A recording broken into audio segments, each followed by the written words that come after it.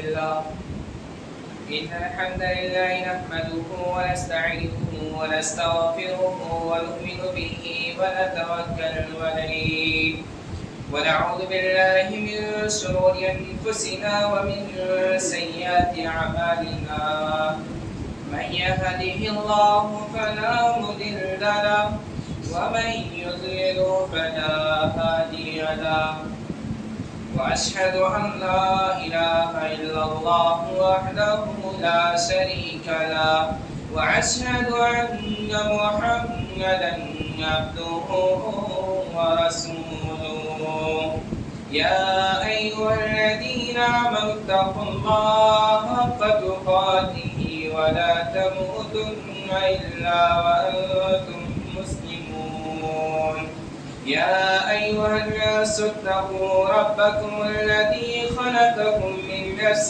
واحدة وخلق منها زوجها وبث منهما رجالا كثيرا ونساء واتقوا الله الذي تساءلون به والأرحام إن الله كان عليكم رقيبا يا أيها الذين آمنوا اتقوا الله وقولوا قولا سديدا يصلح لكم أعمالكم ويغفر لكم ذنوبكم ومن يطع الله ورسوله فقد فاز فوزا عظيما أما بعد فإن خير الحديث كتاب الله وخير الهدى هدى محمد صلى الله عليه وسلم وشر الأمور محدثاتها وكل محدثة بدعة وكل بدعة ضلالة وكل ضلالة في النار أعوذ بالله من الشيطان الرجيم بسم الله الرحمن الرحيم وقال ربكم ادعوني أستجب لكم إن الذين يستكبرون عن عبادتي سيدخلون جهنم داخلين وقال النبي صلى الله عليه وسلم الدعاء والعبادة قال رب اشرح لي صدري ويسر لي أمري واحلل عقدة من لساني يفقه قولي رب زدني علما رب زدني علما اللهم رب زدني علما سبحانك لا علم لنا إلا ما علمتنا إنك أنت العليم الحكيم. محترم و مکرم بزرگوں، نوجوان ساتھیوں، پردہ نشین ماں اور بہنوں اور حاضرین جمعہ، تمام قسم کی حمد و ثنا، کبریائی، بڑائی اس اللہ رب العالمین کے لیے لائق اور سزاوار ہے جس نے ہم تمام بنی آدم کو اس دنیا کے اندر پیدا کیا۔ درود و سلام محمد اکرام علیہ السلام کی ذات گرامی پر، خصوصاً میرے اور آپ کے آخری نبی جناب محمد رسول اللہ صلی اللہ علیہ وسلم کی ذات گرامی پر، اللہم صلی علیہ اللہم بارک علیہ۔ محترم سامعین اکرام، آج کے اس خطبہ جمعہ کا موضوع خطابت ہے دعا اور اس کی فضیلت۔ محترم سامعین اکرام، میں نے بھی آپ حضرات کے سامنے سورہ مومنون کی آیت نمبر 60 تلاوت کی ہے۔ اللہ رب العالمین اس آیت کریمہ کے اندر ارشاد فرماتا ہے وَقَالَ رَبُّكُمُ ادْعُونِي أَسْتَجِبْ لَكُمْ، اے میرے بندو تم مجھ سے مانگو۔ وَقَالَ رَبُّكُمُ ادْعُونِي، اللہ رب العالمین فرماتا ہے کہ اے میرے بندو تم مجھ سے مانگو، أَسْتَجِبْ لَكُمْ، میں تم کو دوں گا۔ یہاں پہ اللہ رب العالمین تمام کے تمام لوگوں کو خطاب کر کے کہہ رہا ہے کہ اے میرے بندو تم مجھ سے مانگو نا، مانگتے کیوں نہیں ہو تم مجھ سے؟ وَقَالَ رَبُّكُمُ ادْعُونِي، پھر اللہ رب العالمین کہہ رہا ہے أَسْتَجِبْ لَكُمْ، میں تمہاری دعاؤں کو سنوں گا، لیکن تم مجھ سے مانگو تو صحیح۔ محترم سامعین اکرام، آئیے ہم دیکھتے ہیں سب سے پہلے دعا کی لغوی اور اصطلاحی تعریف کیا ہے۔ دعا کی عربی ڈکشنری کے اندر لغوی تعریف ہے ہوا ان تمیل شیء اخاہ بکلامک. اللہ کے نبی صلی اللہ علیہ وسلم نے فرمایا کہ دعا کی لغوی تعریف یہ ہے کہ کوئی بندہ کسی بندے کو اپنی طرف متوجہ کرے یا کسی کو اپنے طرف بلائے یا اشارے کے ذریعے سے اس کو اشارہ کرے.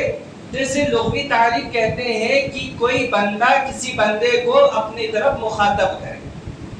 اس کی اصطلاحی تعریف یہ ہے، اللہ کے نبی صلی اللہ علیہ وسلم نے فرمایا کہ بندہ استدعاء العبد ربہ امتہ. اللہ کے نبی صلی اللہ علیہ وسلم نے فرمایا کہ بندہ اپنے رب سے التجا کرے، اپنے رب کو مخاطب کرے، اپنے رب کو پکارے.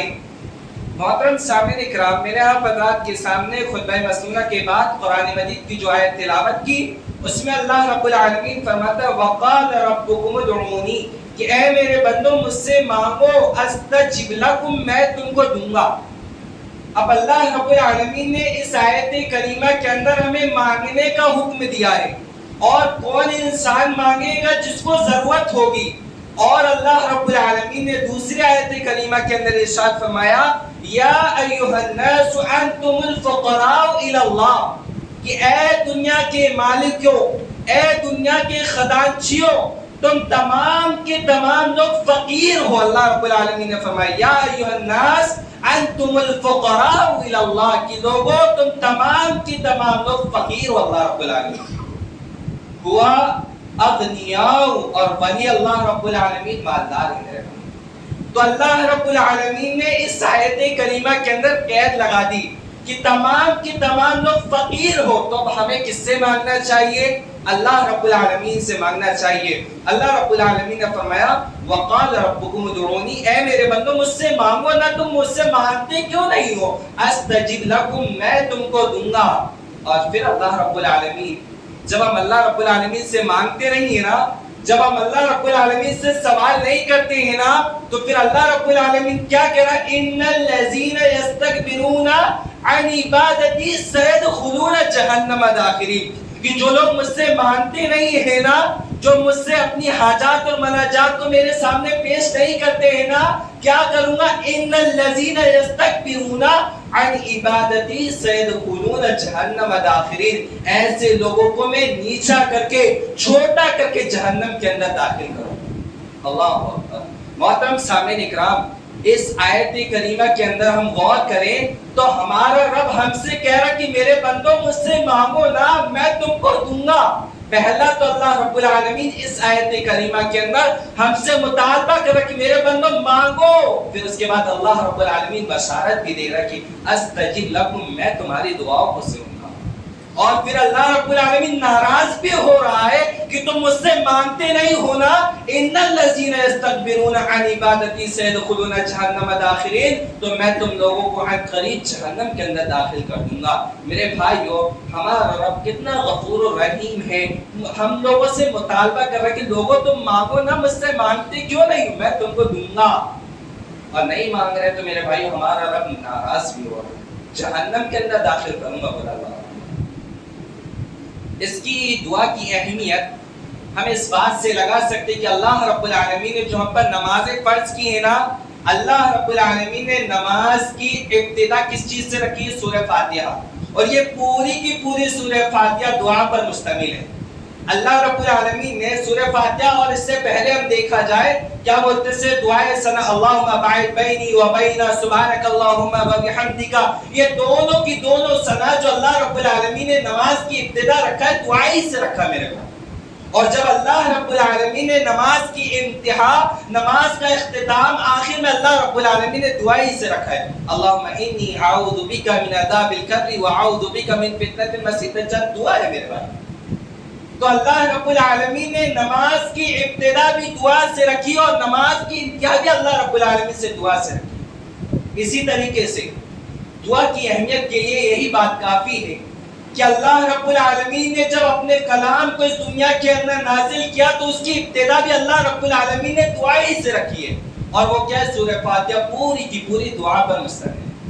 جب اللہ رب العالمین نے قرآن کو نازل کیا تو اس کی ابتدا بھی اللہ رب العالمین نے دعا سے رکھی، اور جب اللہ رب العالمین نے قرآن کا اختتام بھی کیا، قرآن کو ختم بھی کیا، تو اللہ رب العالمین نے دعا ہی سے کی۔ میرے بھائیو، قل اعوذ برب الناس اور قل اعوذ برب الفلق، یہ دونوں کو دونوں سورہ معوذتین دعا پر مشتمل ہے۔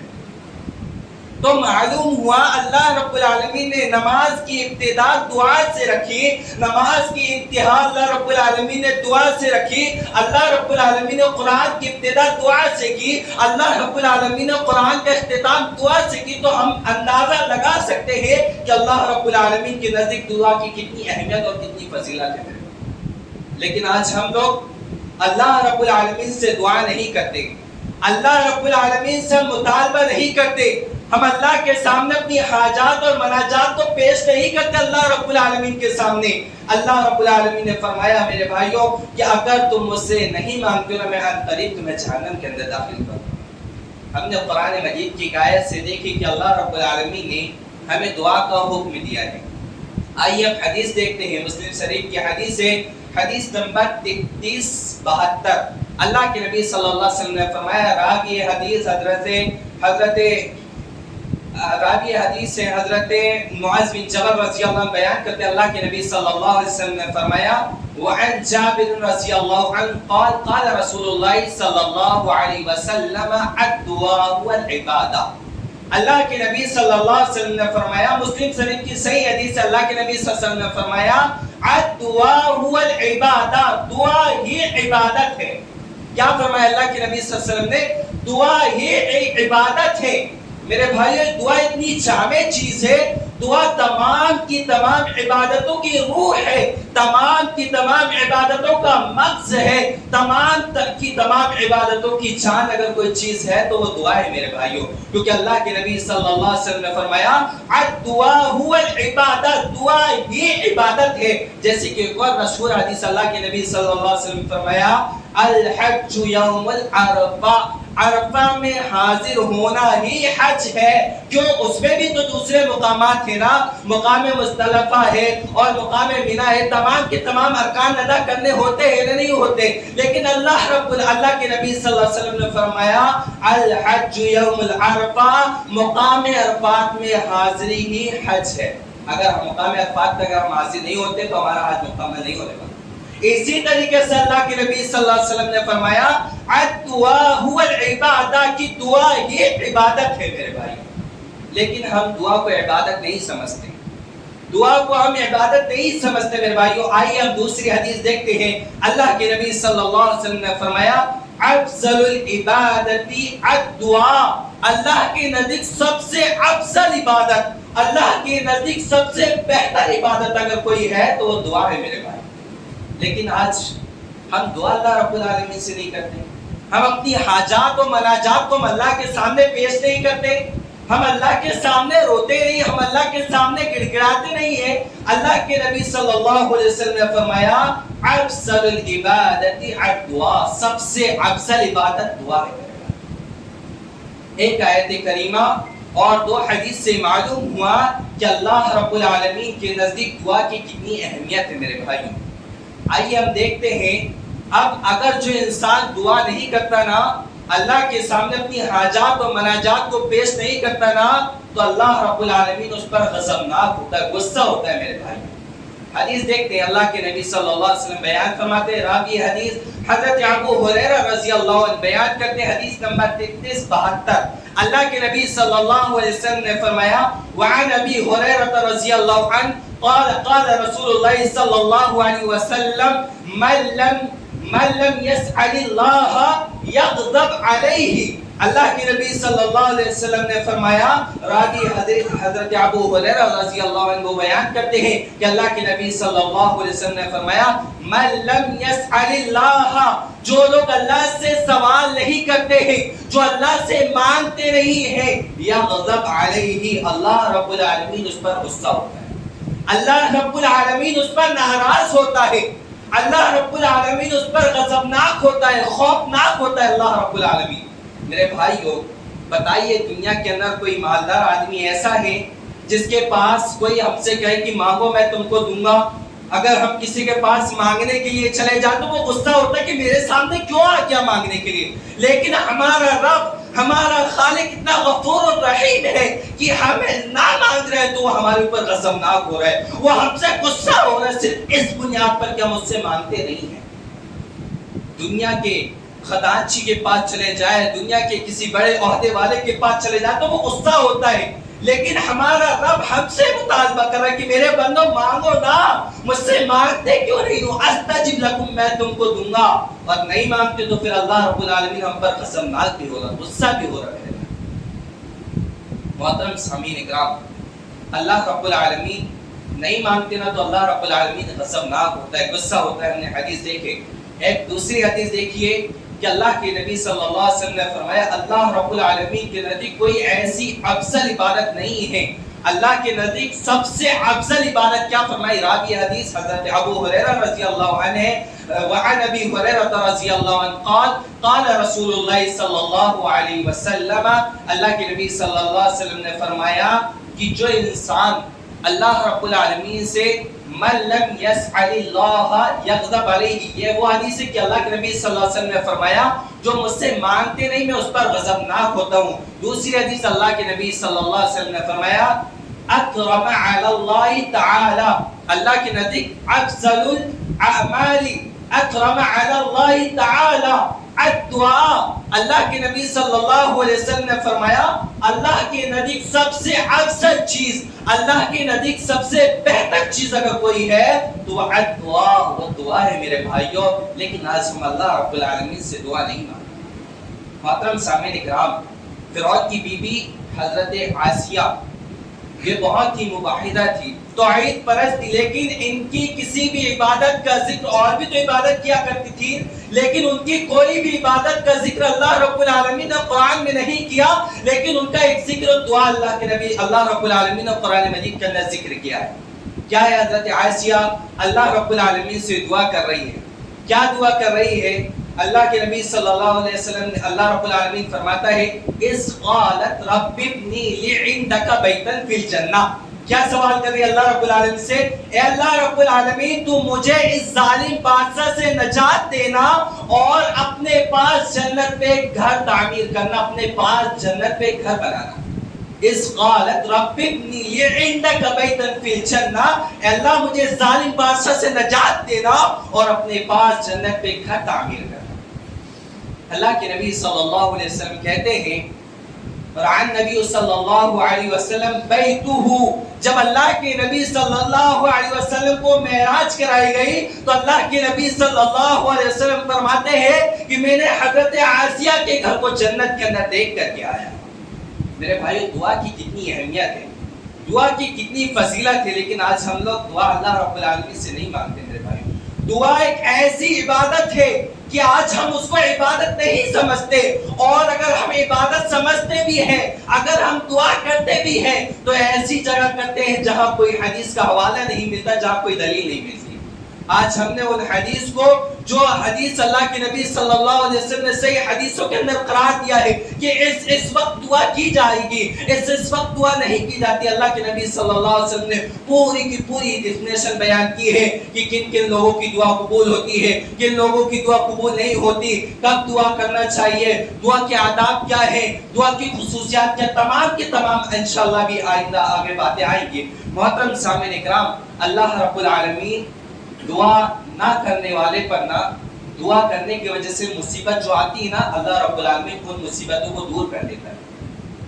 آئیے ہم دیکھتے ہیں قرآن مجید کی سورہ فرقان کی سب سے آخری آیت. اللہ کے نبی صلی اللہ رب العالمین نے فرمایا قل ما یعبؤ بکم ربی لولا دعاکم.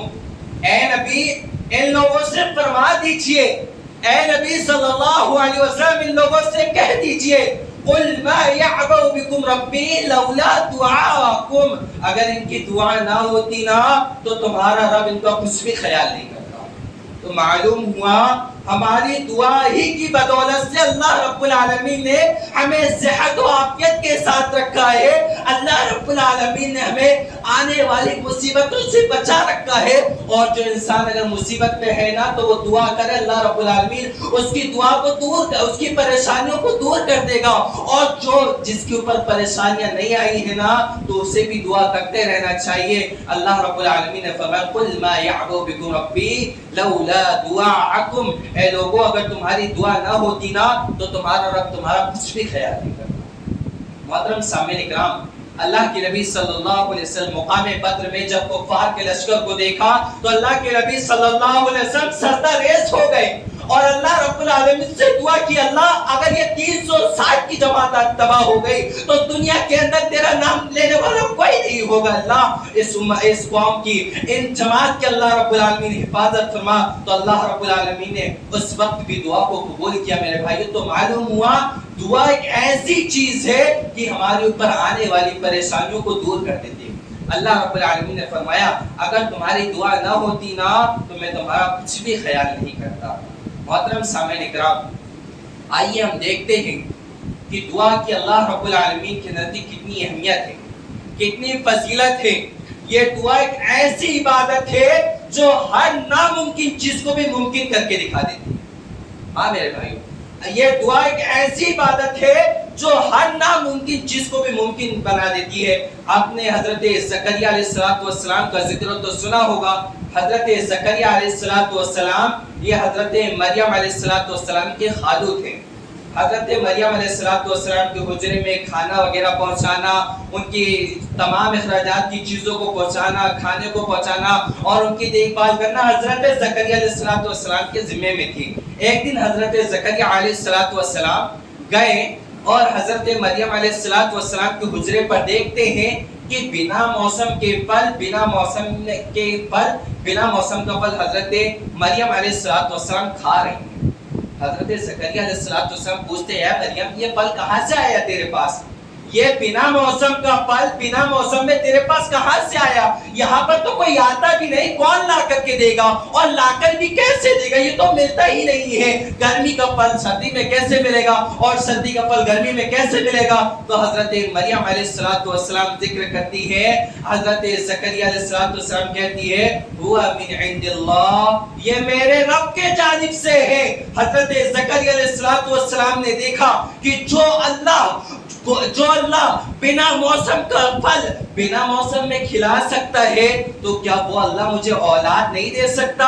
میں بوڑھا ضرور ہوں, میری بیوی 5 ضرور ہے, لیکن مجھے اللہ رب العالمین کی ذات سے امید ہے. وہیں پہ حضرت زکریا علیہ السلام نے ندا لگائی, اپنے رب کو پکارا. ہنالک دعا زکریا ربہ, وہیں پہ زکریا علیہ السلام نے ندا لگائی اپنے رب سے. ہنالک دعا زکریا ربہ قال ربی ظلمت, اللہ کے حضرت زکریا علیہ السلام نے ذکر کی ہنالک دعا زکریا ربہ. جب زکریا علیہ السلام نے اپنے رب کو پکارا نا تو پکارا تو کیا کیا؟ اللہ رب العالمین نے وہیں پر اللہ رب العالمین نے فرشتوں کو بھیجا. کیا کہا حضرت زکریا علیہ السلام نے؟ انک سمیع الدعا, اللہ تیری ذات سننے والی ہے, تیری ذات دیکھنے والی ہے. اللہ کے نبی صلی اللہ علیہ وسلم نے اللہ رب العالمین سے جب دعا کی تو اللہ رب العالمین نے کیا کیا؟ فنادته الملائکۃ وهو قائم یصلی فی المحراب. جہاں پر حضرت زکریا علیہ السلام نے اپنے رب کو پکارا تھا, ہنالک دعا زکریا ربہ, جب اپنے رب کو پکارا تو اللہ رب العالمین نے فوری فرشتوں کو بشارت لے کر کے بھیجی, خوشخبری لے کر کے بھیجی کہ جاؤ زکریا علیہ السلام کو بشارت سنا دو ان اللہ یبشرک بغلام یحییٰ, کہ اللہ رب العالمین تجھے ایک بادشاہ, ایک غلام کی, ایک بچے کی بشارت دیتا ہے جس کا نام یحییٰ ہوگا. جب حضرت زکریا علیہ السلام نے سنا کہ 5 عورت کو بچہ, مجھ بوڑھے کو بچہ, خوشی کے مارے رہا نہیں گیا. پوچھا اللہ رب العالمین سے قال آیتک, اللہ کچھ نشانیاں بتا دے. اللہ رب العالمین نے فرمایا اللہ تکلم الناس 3 مہدیہ, اللہ رب العالمین نے فرمایا 3 دن تک کہ کسی سے بات نہیں کر پاؤ گے. میرے بھائیوں, اللہ رب العالمین نے حضرت حضرت زکریا علیہ السلام کی بیوی 5 تھی، اس کو بھی اللہ رب العالمین نے اولاد دی، صرف کس بنیاد پر؟ دعا کی بنیاد پر۔ انہوں نے دعا کیا اپنے رب سے، تو ہر ناممکن چیز کو بھی دعا نے ممکن کر کے دکھایا میرے بھائیوں۔ جہاں پہ ڈاکٹر دہی کا جواب دے دیتے ہیں، جہاں سائنسداں فیل ہو جاتی ہے، وہاں پہ جا کے میرے بھائیوں دعا کام کرتی ہے۔ بتائیے قرآن کے اندر ذکر ہے حضرت زکریا علیہ السلام کی بیوی کی 5 تھی، لیکن 5 عورت کو اللہ رب العالمین نے بچہ دیا صرف اور صرف دعا کی بنیاد پر۔ آج ہمارے معاشرے کے اندر 2 سال ہو جائے شادی کے، 3 سال ہو جائے شادی کے، اگر بچے نہیں ہوتے تو نہ جانے کہاں کی منت اور مرادیں باندھتے رہتے ہیں، کہاں کے چکر لگاتے رہتے ہیں۔ اگر اللہ رب العالمین کے علاوہ اس دنیا کے اندر اولاد کا دینے والا کوئی نہیں ہے، میرے بھائیوں ذرا تصور کرو، وہ اللہ جو 5 عورت کو بچہ دے سکتا ہے، وہ اللہ جو بڑھاپے کی عمر میں اولاد دے سکتا ہے، تو وہ اللہ تمہیں اولاد نہیں دے سکتا، لیکن بشرط کیا ہے؟ ہم اللہ رب العالمین سے مانتے نہیں ہیں۔ پتہ چلا اولاد نہیں ہو رہی ہے، وہاں کے چکر یہاں کے چکر اسی میں لگے رہتے میرے بھائیوں۔ اللہ رب العالمین نے فرمایا کہ میرے علاوہ اولاد کا دینے والا کوئی نہیں ہے میرے بھائیوں۔ حضرت زکریا علیہ السلام نے اپنے رب کو پکارا تو اللہ رب العالمین نے ان کو اولاد عطا کی میرے بھائیوں۔ تو ہم کیا چیز ہے؟ ہم اللہ رب العالمین سے دعا کیوں نہیں کرتے؟ ہم اللہ رب العالمین کے سامنے مانگتے کیوں نہیں ہیں؟ ہم اللہ کے سامنے رو کر گڑ گڑاتے کیوں نہیں ہیں؟ ہم اللہ کے سامنے اپنی حاجات و مناجات کو پیش کیوں نہیں کرتے میرے بھائیوں؟ کیا اس دنیا کے اندر ہماری دعا کو سننے والا کوئی اور ہے؟ بالکل نہیں ہے میرے بھائیوں۔ اللہ رب العالمین کے علاوہ ہماری دعاؤں کو اس دنیا کے اندر سننے والا کوئی نہیں ہے میرے بھائیوں، کیونکہ اللہ رب العالمین نے فرمایا وقال ربكم ادعوني استجب لكم ان الذين يستكبرون عن عبادتي سيدخلون جهنم داخرين۔ کہ اے میرے بندوں مجھ سے مانگو نا، مانگتے کیوں نہیں؟ استجب لكم میں تم کو دوں گا، ان الذين يستكبرون عن عبادتي سيدخلون جهنم داخرين۔ اور اگر مجھ سے نہیں مانگو گے نا، مجھ سے سوال نہیں کرو گے نا، میرے سامنے حاجات اور مناجات کو پیش نہیں کرو گے نا، تو ان قریب میں تم کو جہنم کے اندر داخل کروں گا۔ تو میرے بھائیوں ہمیں اللہ رب العالمین سے دعا کرنی چاہیے، ہمیں اللہ رب العالمین کے سامنے اپنی حاجات و مناجات کو پیش کرنا چاہیے۔ بتائیے میرے بھائیوں وہ اللہ جو 5 عورت کو اولاد دے سکتا ہے، کہ وہ اللہ ہماری دعا کو نہیں سنے گا میرے بھائیوں؟ ان اللہ سمیع بصیر، اللہ کی ذات سننے والی میرے بھائی۔ لیکن آج امت مسلمہ کی اکثریت اللہ رب العالمین نے جن مقامات پر دعا کرنے کا حکم دیا، آج ہم لوگ وہاں دعا نہیں کرتے۔ انفرادی دعا کو ہم نے آج اجتماعی دعا بنا رکھا ہے، اجتماعی دعا کو آج ہم نے انفرادی دعا بنا رکھا ہے۔ کیا اصول ہے آداب کے؟ کیا ہے دعا کے آداب؟ کیا ہمیں معلوم ہے؟ نہیں معلوم میرے بھائیوں۔ آج ہم نے وہاں دعا کو کر رکھا ہے جہاں کہیں بھی ہم کو ثبوت نہیں ملتا۔ لوگ کہتے بات تو صحیح ہے، یہ فرض نماز کے بعد دعا تو کرتے نہیں ہیں، ارے ہم وہ عمل کبھی نہیں کرتے جو اللہ کے نبی صلی اللہ علیہ وسلم نے کبھی نہیں کیا ہو، اور ہم وہ عمل بالکل ضرور کرتے ہیں جو اللہ کے نبی صلی اللہ علیہ وسلم نے صحیح حدیث میں اور اللہ رب العالمین نے قرآن مجید کے اندر ذکر کیا۔ ہم مانتے نہیں ہیں اللہ رب العالمین سے۔ جہاں پر اللہ رب العالمین سے ہم کو اجتماعی دعا کرنا چاہیے، آج ہم وہاں پہ انفرادی دعا کرتے ہیں۔ جہاں پہ ہمیں پڑھنا چاہیے، آج ہم وہاں پر کیا کرتے ہیں؟ وہاں پر ہم پڑھتے نہیں ہیں، اجتماعی دعا کرتے ہیں میرے بھائی۔ اللہ رب العالمین نے دعا کے آداب بتائے ہیں۔ اللہ رب العالمین نے مصیبت کے وقت میں دعا کرنے کا حکم دیا ہے کہ میرے بندوں مجھ سے مانگو نا، میں تم کو دوں گا۔ استجب لکم، تم مجھ سے مانگتے کیوں نہیں ہو؟ کبھی مانگ کر کے دیکھا ہم نے؟ کبھی جمعرات اور پیر کے دن کا روزہ رکھ کے ہم نے دعا کر کے دیکھی ہے اللہ رب العالمین سے؟ کبھی سفر کے موقع میں ہم نے اللہ سے دعا کر کے دیکھی ہے؟ کبھی بیماری کی حالت میں ہم نے اللہ سے دعا کر کے دیکھی ہے؟ نہیں دیکھی میرے بھائی۔ کیا وجہ؟ ہم اللہ سے کیوں نہیں مانگتے؟ ہم اللہ کی ذات سے مایوس کیوں ہو چکے ہیں؟ میرے بھائیو اللہ کی ذات سے نا امید اور مایوس کبھی نہیں ہونا۔ وہ اللہ جو رات کی اندھیروں میں درخت کی ٹہنیوں پر سوتے ہوئے پرندوں کو گرنے نہیں دیتا، وہ اس امت کو ہلاکت اور ضلالت کے راستے پر، گمراہی کے راستے پر کیسا دیکھنا پسند کرے گا؟ بس شرط ہے ہمارے رب کا فرمان ہے وقال ربکم ادعونی، میرے بندو مجھ سے مانگو، استجب لکم، میں تم کو دوں گا، ان الذین یستکبرون عن عبادتی سیدخلون جہنم داخرین، اور اگر نہیں مانگو گے نا میں تم کو جہنم کے اندر داخل کروں گا۔ محترم سامعین اکرام، اللہ کے نبی صلی اللہ علیہ وسلم نے ایک مرتبہ حضرت عائشہ رضی اللہ عنہ بیان کرتی کہ اللہ کے نبی صلی اللہ علیہ وسلم کو میں نے دیکھی کہ اللہ کے نبی صلی اللہ علیہ وسلم اللہ رب العالمین سے دعائیں کر رہے ہیں، رات کی تاریکی میں اٹھے اللہ کے نبی صلی اللہ علیہ وسلم، میں نے اللہ کے نبی صلی اللہ علیہ وسلم کو اپنے بستر پہ ڈھونڈا، لیکن اللہ کے نبی صلی اللہ علیہ وسلم کو میرے بستر پر نہیں پایا، بلکہ میں کیا دیکھتی ہوں کہ وہ جناب محمد رسول اللہ صلی اللہ علیہ وسلم سجدہ ریز ہے اور اپنی نفس کی تقویت کے لیے، اپنی نفس کی پاکیزگی کے لیے اللہ رب العالمین سے دعائیں کر رہے ہیں، رو رو کر اللہ رب العالمین سے دعا کر رہے ہیں، اور اس طریقے سے دعا کر رہے تھے کہ اللہ کے نبی صلی اللہ علیہ وسلم کے سینے سے ایک جس طریقے سے چکی چلتی ہے اور ہانڈی سے پانی کے ابلنے کی آواز ہے، ایسا اللہ کے نبی صلی اللہ علیہ وسلم اللہ رب العالمین سے رو رو کر دعائیں کر رہے تھے۔ لیکن میرے بھائیوں، ہم اللہ رب العالمین کے سامنے کبھی روئیں گے؟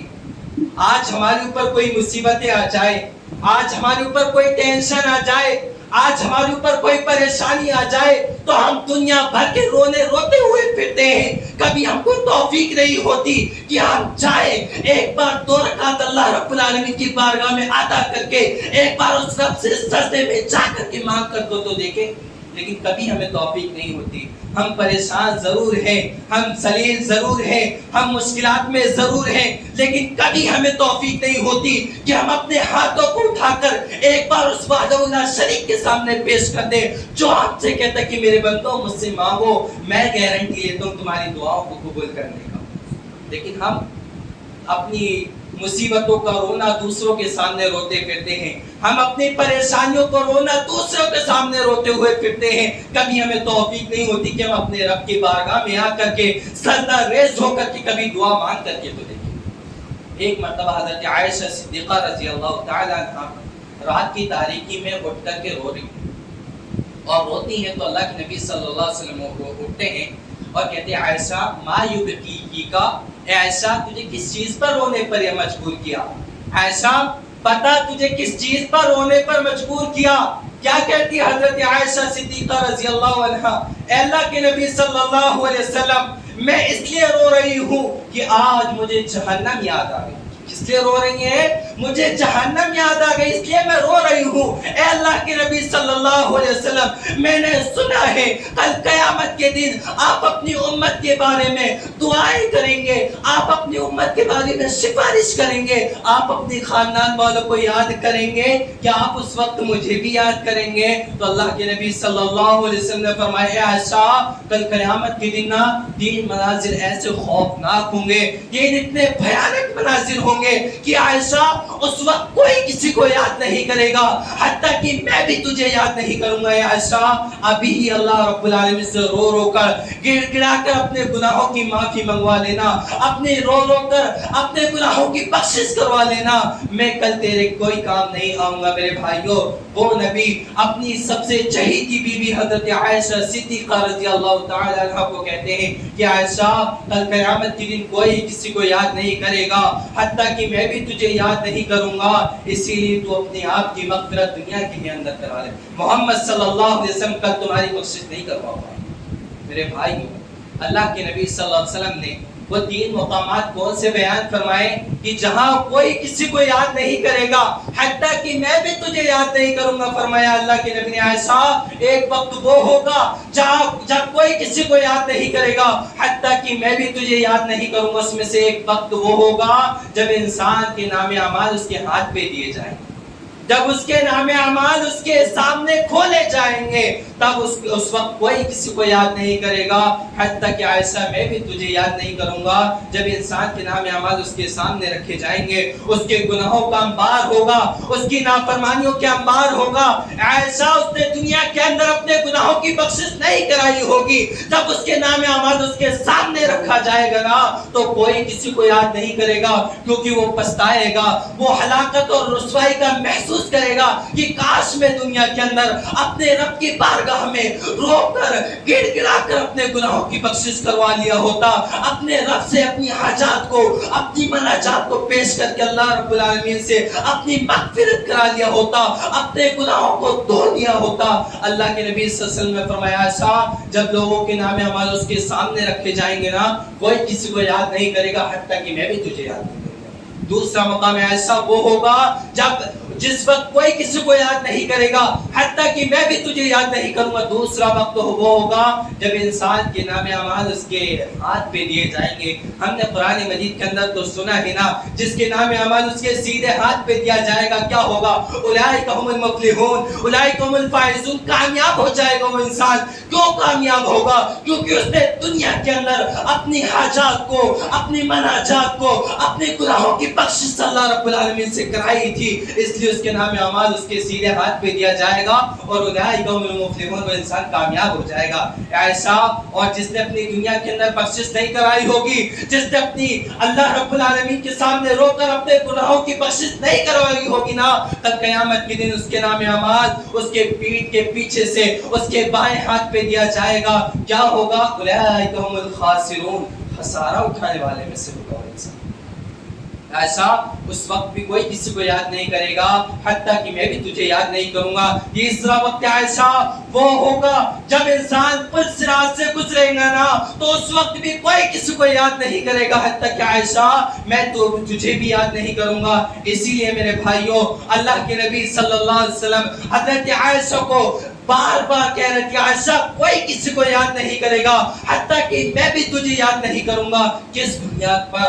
اگر ہم نے دنیا کے اندر اپنے گناہوں کی بخشش کرائی ہوگی، اگر ہم نے دنیا کے اندر اپنی حاجات و مناجات کو ایک وحدہ لا شریک کے سامنے پیش کی ہوگی، اگر ہم نے اپنے گناہوں کی بخشش اللہ رب العالمین سے کی ہوگی تو اللہ رب العالمین کل قیامت کے دن ہمیں اولئک هم المفلحون، اولئک هم الفائزون سے آراستہ اور پیراستہ کرے گا۔ اور اگر ہم نے اپنی گناہوں کی بخشش دنیا کے اندر نہیں کرائی ہوگی، اللہ کے سامنے رو کر گڑ گڑا کر اپنے گناہوں کی بخشش نہیں کرائی ہوگی، اولئک هم الخاسرون، ہم خسارہ اٹھانے والوں میں سے ہوں گے۔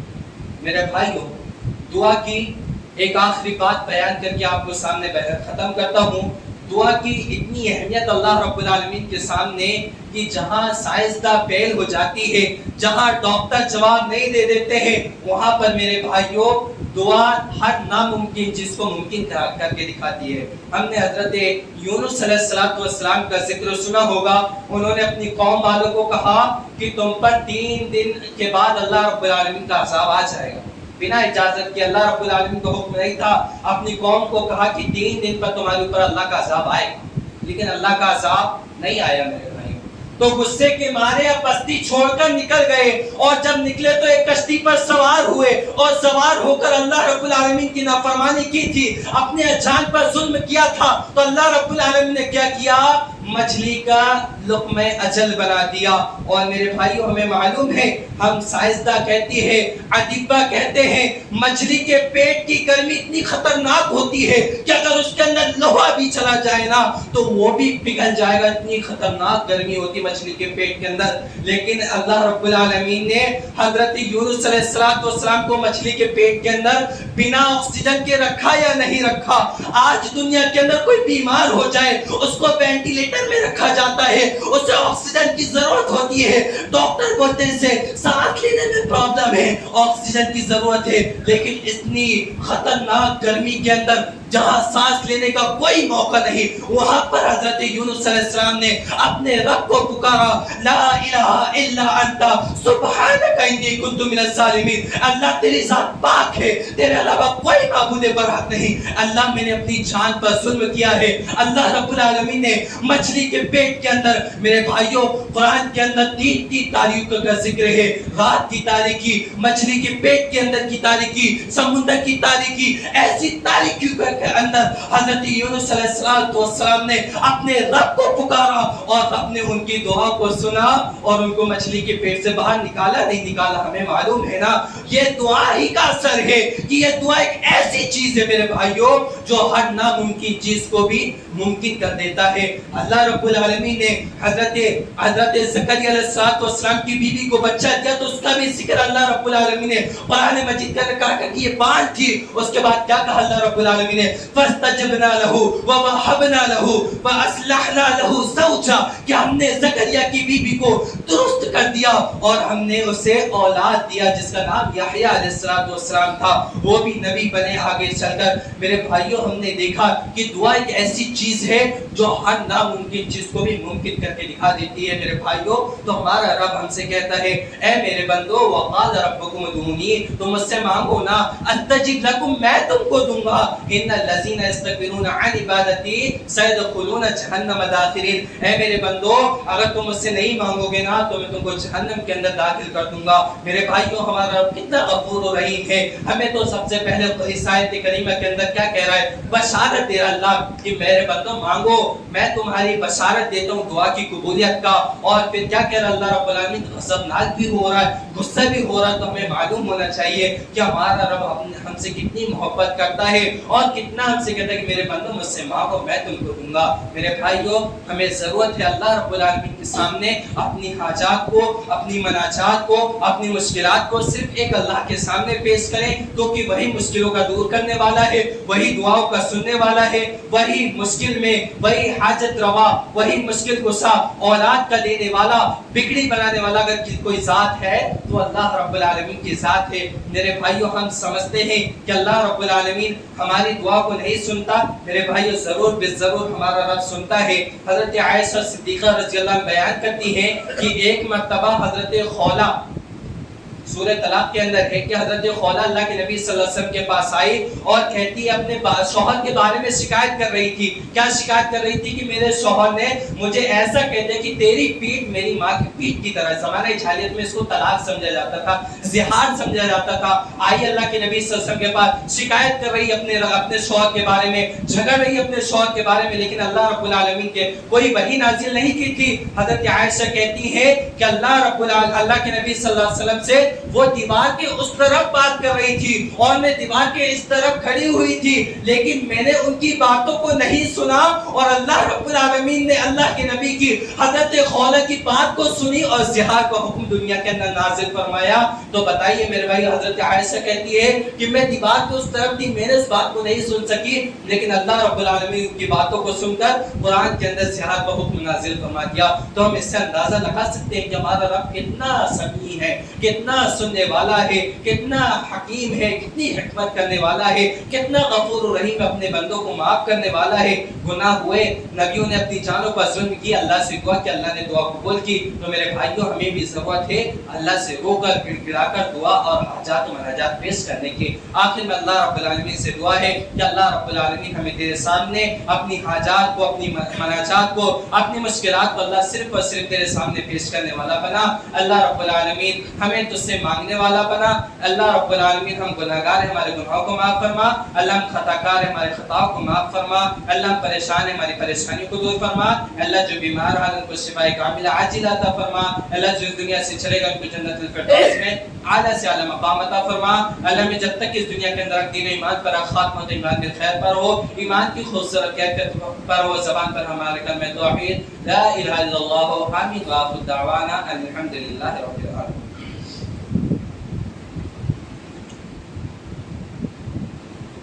إن الحمد لله نحمده ونستعينه ونستغفره ونؤمن به ونتوكل عليه ونعوذ بالله من شرور أنفسنا ومن سيئات أعمالنا من يهد الله فلا مضل له ومن يضلل فلا هادي له وأشهد أن لا إله إلا الله وحده لا شريك له وأشهد أن محمدا عبده ورسوله. إن الله وملائكته يصلون على النبي يا أيها الذين آمنوا صلوا عليه وسلموا تسليما. اللهم صل على محمد وعلى آل محمد كما صليت على إبراهيم وعلى آل إبراهيم إنك حميد مجيد. مجيد. اللهم بارك على محمد وعلى ال محمد كما باركت على ابراهيم وعلى ال ابراهيم انك حميد مجيد. عباد الله رحمكم الله، ان الله يأمركم بالعدل والإحسان وإيتاء ذي القربى وينهى عن الفحشاء والمنكر والبغي يعظكم لعلكم تذكرون. اذكروا الله يذكركم وادعوه يستجب لكم ولذكر الله أكبر والله يعلم ما تصنعون.